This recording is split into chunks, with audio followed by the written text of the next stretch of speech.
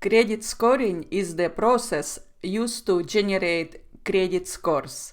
It involves building a model that analyzes a borrower's data, credit history, income, demographics, etc., to predict their creditworthiness.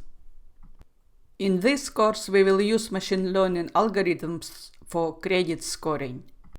By analyzing vast amount of historical credit data, these models learn to identify patterns that differentiate good and bad borrowers.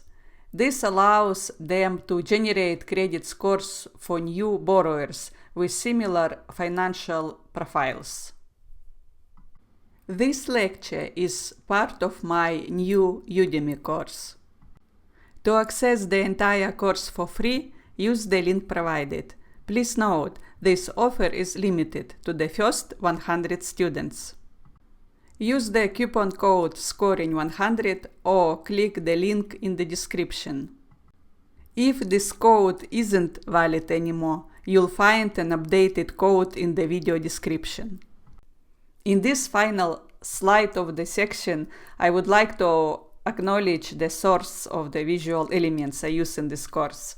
All vector illustrations were downloaded freely from FreePic, a popular image bank website.